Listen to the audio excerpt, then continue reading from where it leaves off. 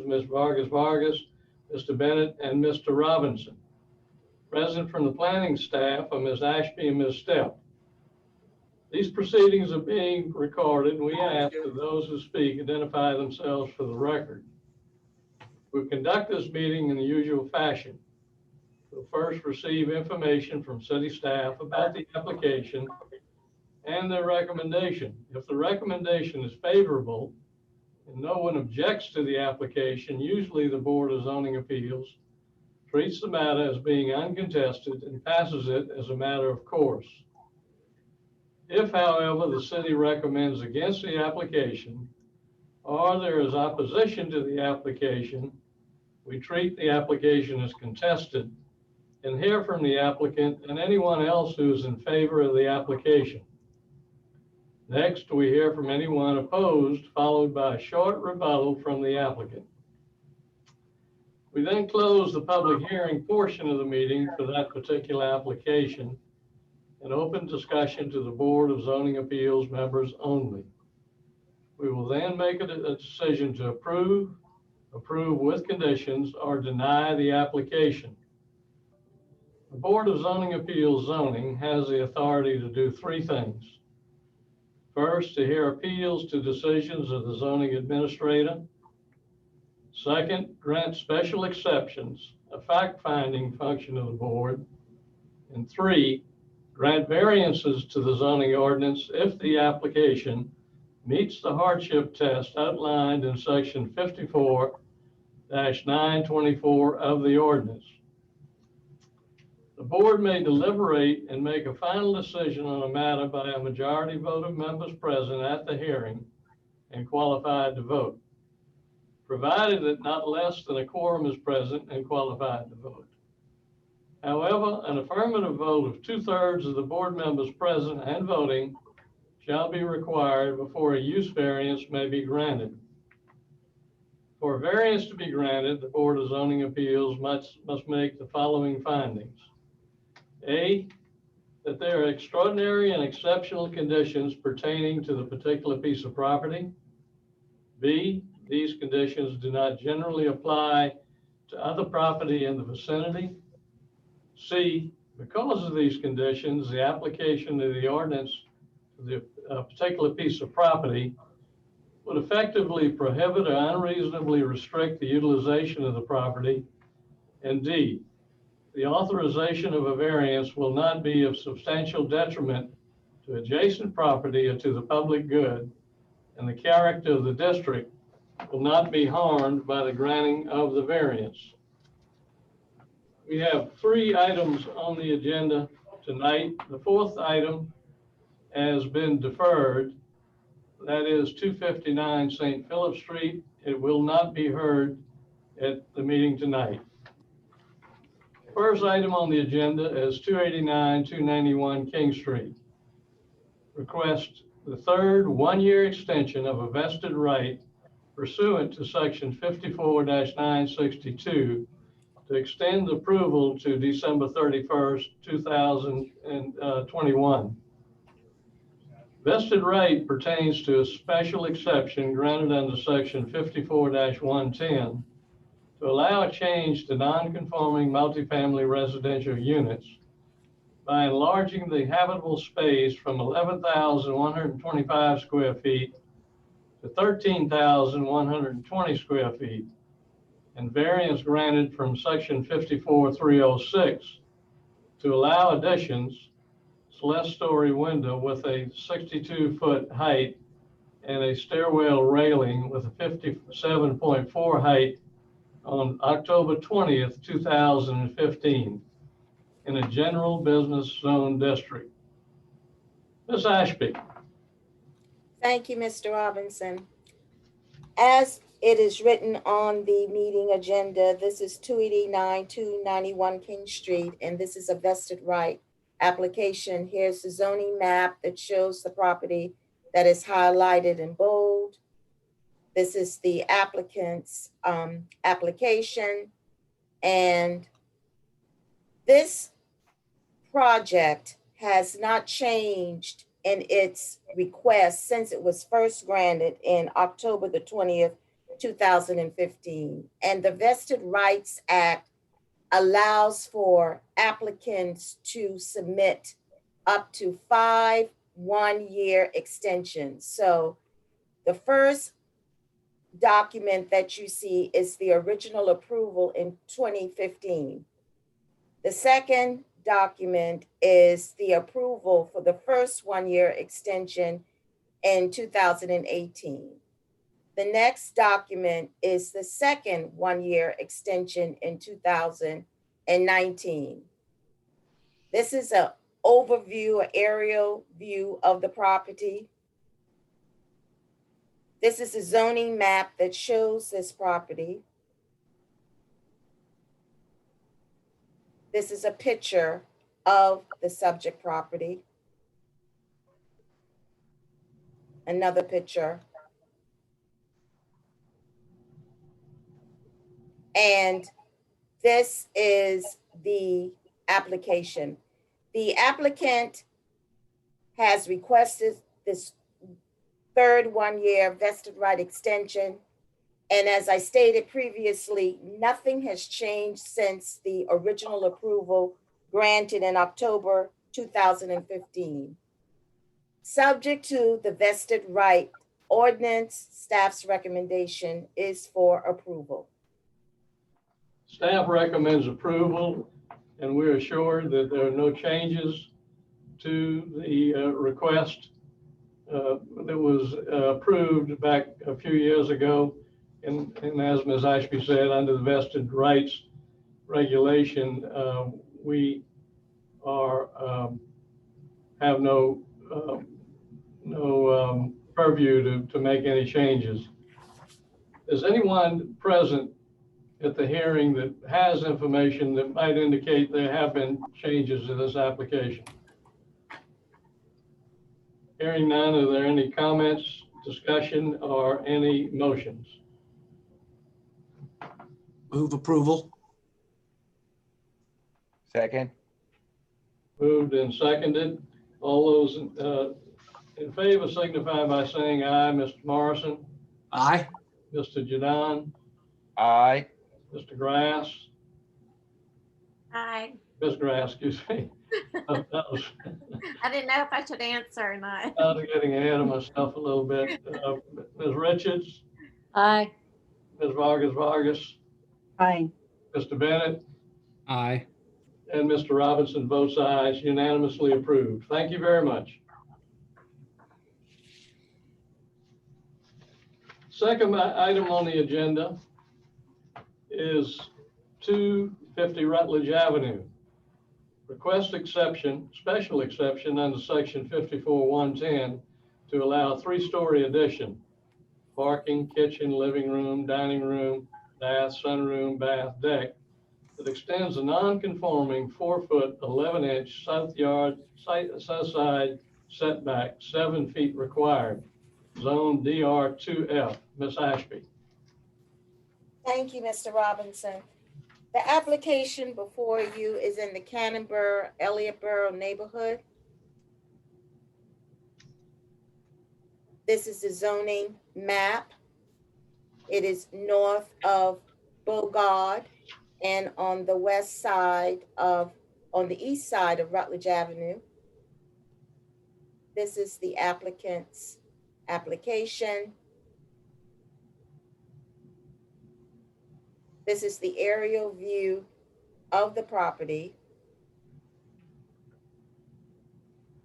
This is the zoning map. It is zone DR2F. The applicant has submitted the plans showing the existing and proposed building footprint. It is very important to note, I believe, that this property is an existing duplex. This is a conforming duplex. This lot meets the minimum lot size for 2 units. It is 4,000 square feet. And it also meets the required parking, 2 parking spaces per unit. This is the survey of this property. These are the photographs. This bottom photograph in the bottom left-hand corner shows the area of the addition where you see this wrought iron staircase that will it will be demolished to do this, to do the addition. Other photos of the property, you can see the parking, one of the cars in a large parking area.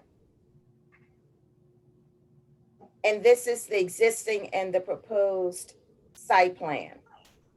The issue before us is the addition will meet the setback to the north, which is 3 feet. It will meet the setback to the rear. The addition will not compromise or displace any of the 4 parking spaces that you see numbered on the site plan. The top part of this document shows the existing first floor, and then you see below it the proposed first floor, which basically becomes a parking area. Again, the parking space is not being displaced. The next slide shows the habitable space that will be provided on the second floor, and then the proposed loft plan. These are the elevation drawings, existing and proposed, existing and proposed, existing and proposed on all sides of this building. The section that governs the addition is section 54-110, having to do with non-conforming uses. The use is not non-conforming, it's the building footprint that is non-conforming. And I think it is important to emphasize what this section means in 54-110, that the non-conforming use of a building or structure cannot be physically extended to provide more area for the non-conforming use, and the number of bedrooms in a non-conforming 2-family dwelling or multifamily dwelling use cannot be increased unless the Board of Zoning Appeals, after duly advertised public hearing, finds that the extension or increase of the non-conforming use is limited to extending or increasing the non-conforming use in existence and would not result in an unreasonable intensification of the non-conforming use.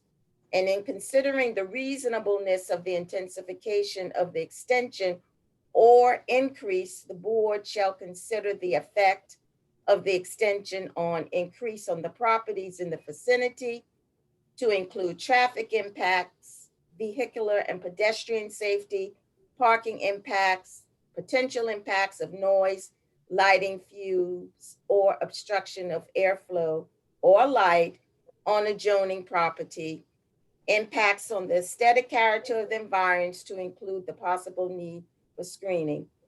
I want to go back to the site plan, and I wanted to read through all of that because I wanted to point out what is the singular non-conforming issue to this property. First of all, it is a conforming use. Secondly, the parking is conforming. And what's being added as I scroll to the next document is not bedrooms. It is on the ground level, you have the parking that will be covered. Then on that second level, you have a kitchen, you have a dining room, you have a bathroom, and then you have this loft that is a sunroom and a deck. The heated space that is compared to what is existing today will not exceed the maximum building footprint, which is 50%. So that speaks to a non-intensification of a non-conforming use. The properties that are adjacent to the south on Bogard are all 3-story structures. This essentially, the addition will be a 3-story addition to what is now a 2-story building. So the issue of light and airflow onto adjacent property is not an adverse intensification. Those buildings on Beauregard Street are all 3-story buildings, and they are not right up against what would be their rear property line, which is the property line for this property to the south. We received an email from the president of the Canterbury-Elliottboro Neighborhood Association, and I would like to read that. The architects for the project at 250 Rutledge Avenue have reached out to the Neighborhood Association. The Canterbury-Elliottboro Neighborhood Association officers, and they have reviewed the development plans for 250 St. Philip. Although the association as a whole has not formally voted on this project, we can certainly agree that it is reasonable to extend the non-conforming setback. The massing and scale of the addition complement the existing structure as well as respects the adjacent buildings. I also would like to point out that there are a few adjacent neighbors on Beauregard Street who may have a few concerns, and these plans were forwarded to those neighbors. As of this meeting, no communications have been received by our office in terms of any neighborhood concerns, adjacent neighborhood concerns that are contrary to what the applicant has proposed. And this property is under the jurisdiction of the Board of Architectural Review. So any approval, if the board decides to approve this request, will also have to be approved by the Board of Architectural Review. In light of the plans that we feel that is consistent with the regulations of section 54-110, that this is not an adverse intensification of this non-conforming footprint, staff's recommendation is for approval. Staff recommends approval. And Ms. Ashby, my understanding is that there's no one present who wishes to speak in opposition. There's no one present that I'm aware of to speak in opposition. However, the applicant is here if the board has any questions. Well, if there's no opposition, staff recommends approval. I will call for any discussion or any motions from the board.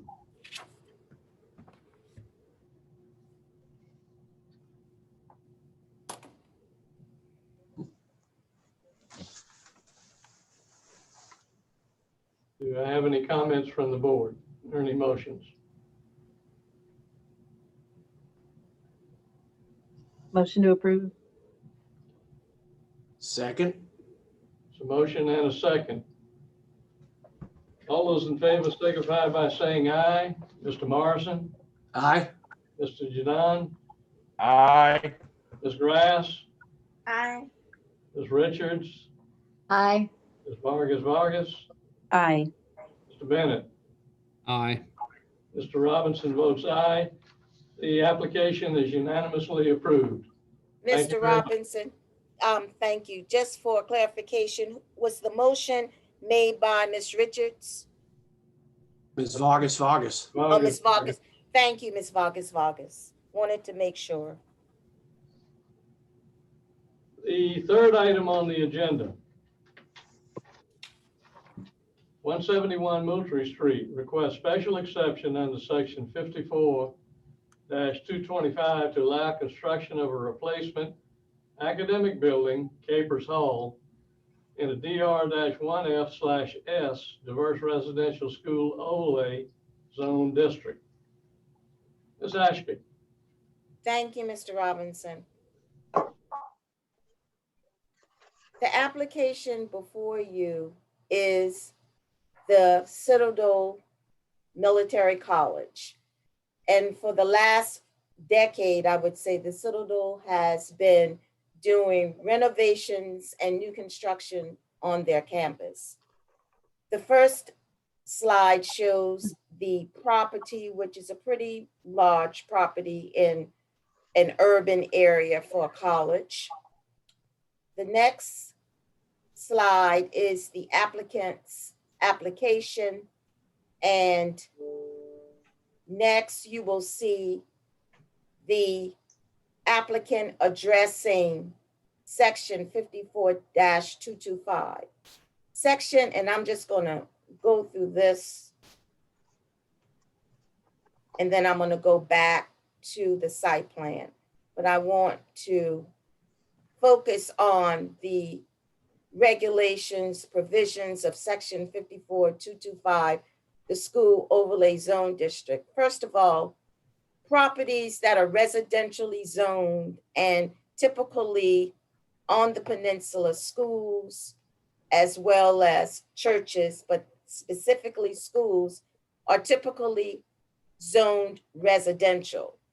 So many, many years ago, the city created the school overlay zone ordinance. And this is to help monitor and address and to make sure that as these schools expand, we are considerate of them being in existing residential neighborhoods. So it's very important that we look at traffic, we look at the parking.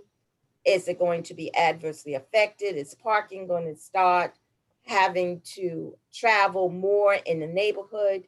We look at the size of the building. And of course, we look at the enrollment of the staff as well as the students. So under the school overlay zone, the applicant has specifically addressed these requirements. And this is the first document that you see. First of all, this use is a permitted use under the school overlay zone because it has been zoned into the overlay. So the applicant has to address whether or not the building will occupy no more than 50% of the lot. And the response to that request is that this building that is being actually replaced is Capers Hall. So Capers Hall is already there and they are going to replace that building with a new building. And the new building will not exceed the maximum building percentage of 50%. The next requirement talks about sufficient and well-designed parking spaces will be provided internal to the campus and parking areas shall be appropriately buffered. The applicant has addressed this requirement saying that parking for this building is located throughout and it is internal to the campus. This building is not one of those that are close to any of the other residential streets or the residential neighborhood.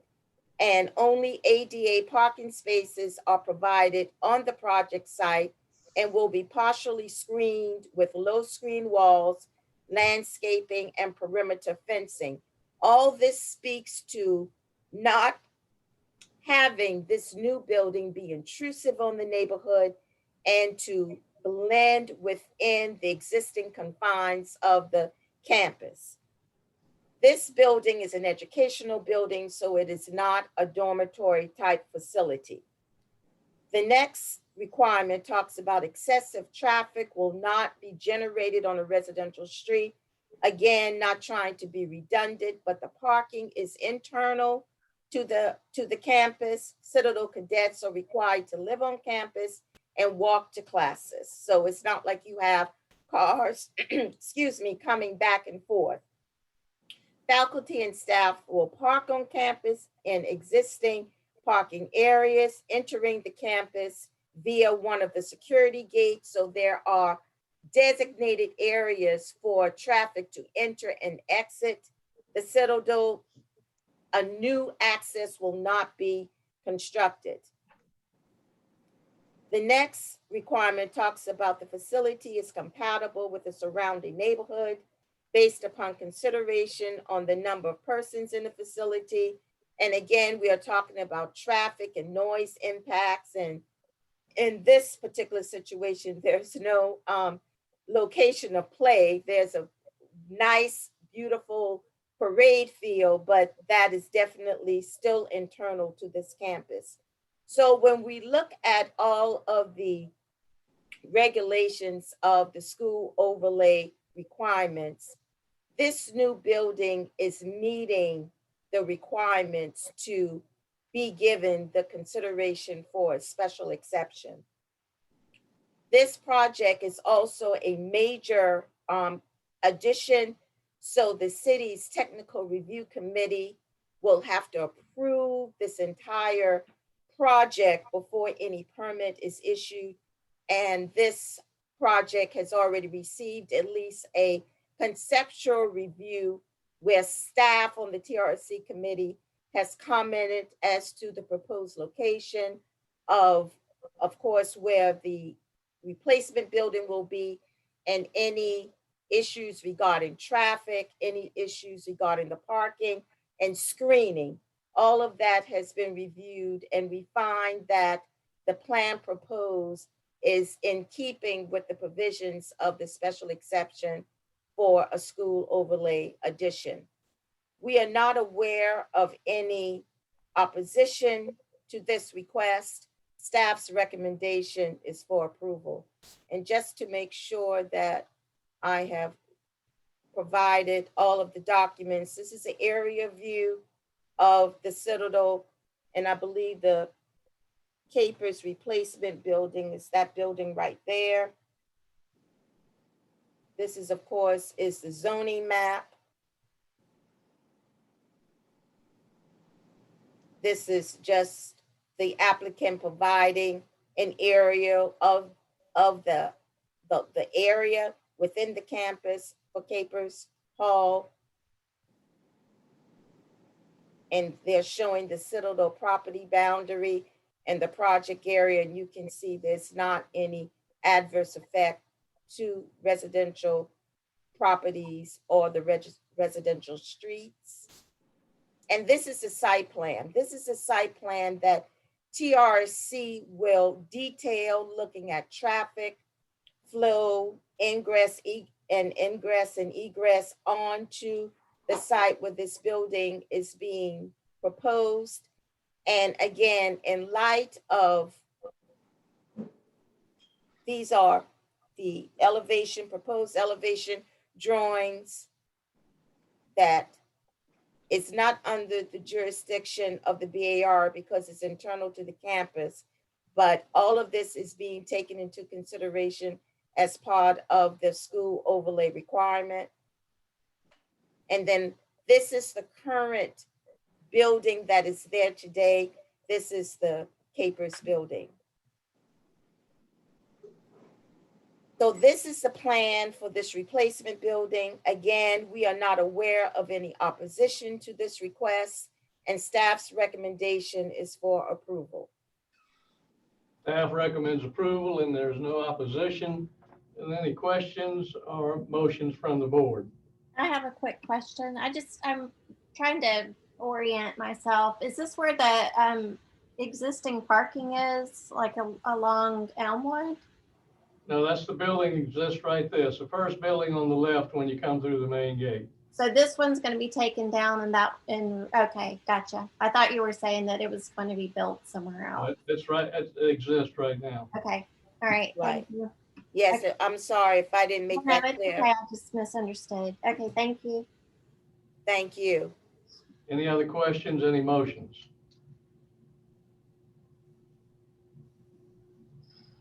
No questions. I'll move approval. Second. Moved and seconded. All those in favor signify by saying aye. Opposed, nay. Mr. Morrison, Aye. Mr. Jadon, Aye. Ms. Grass, Aye. Ms. Richards, Aye. Ms. Vargas, Aye. Mr. Bennett, Aye. Mr. Robinson votes aye. The application is unanimously approved. Thank you very much. And that was the last item on the agenda. Penny, you're really good at this. Penny. Excellent job. Yes. Well, I don't know about that, but thank you. Thank you very much. I You're try good. to have Great. Lee in my head. What would Lee do? Tell Lee to stay home. Great. Yeah. We can No, stay We don't want him to get too comfortable. No, I thank you all. You all are terrific. You've always been so supportive and complimentary, and it is so appreciated. And I thank you. And you're Thank so you. thorough and knowledgeable. Good Yeah. for you. Very impressive. Well Really. done. Don't Really? get used to this. Don't get used to Very detail oriented. Yeah. Thank you. We have finished the meeting, and thank you all, Everybody- and have a safe afternoon. Everybody have a good night. Thanks, Penny. Right.